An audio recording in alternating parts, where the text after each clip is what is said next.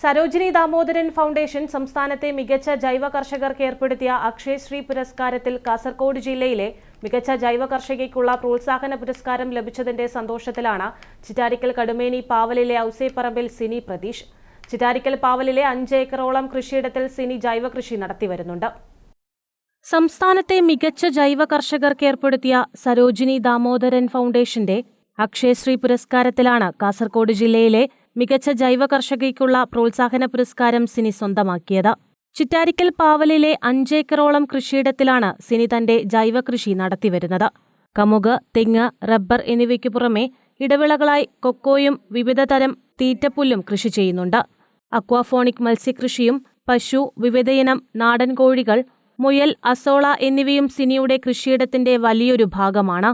ശീതകാല പച്ചക്കറിയാണ് നിലവിൽ നടത്തിവരുന്നത്. വിവിധയിനം കൃഷികൾ നടത്തി സ്ഥലം കൂടുതൽ പ്രയോജനപ്പെടുത്തിയാൽ കൃഷി ലാഭകരമാണെന്ന് സിനി പറയുന്നു.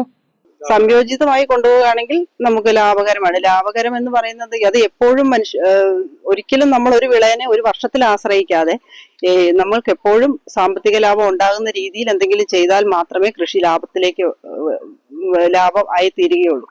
ഇപ്പൊ കൂടുതലും നമുക്ക് എല്ലാവരും ചെയ്യുന്നത് ഇപ്പൊ ഒരു വിളകള്, ഒരു റബ്ബർ ആണെങ്കിൽ റബ്ബർ മാത്രം. പക്ഷെ റബ്ബറിന് ഇടവിളയായിട്ട് കൊക്കോയും കൂടെ നമ്മൾ വെക്കുമ്പോൾ കൊക്കോ വെയിൽ കിട്ടിയിട്ടുണ്ടെങ്കിൽ ഏത് സമയവും നമുക്ക് ഫലം തരുന്ന ഒന്നാണ്. പിന്നെ അതിന് എപ്പോഴും തന്നെ ഒരു വിലയുമുണ്ട്.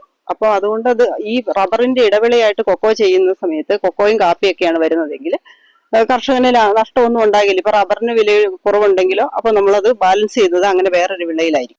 കഴിഞ്ഞ 15 വർഷമായി കാർഷിക മേഖലയിൽ സജീവമായ സിനിക്ക് കൃഷിവകുപ്പിന്റെ ഒട്ടേറെ അംഗീകാരങ്ങൾ നേരത്തെയും ലഭിച്ചിരുന്നു. ഭർത്താവ് പ്രതീഷും 2 മക്കളും സിനിക്ക് സഹായവുമായി ഒപ്പമുണ്ട്. News bureau, Cherupuzha.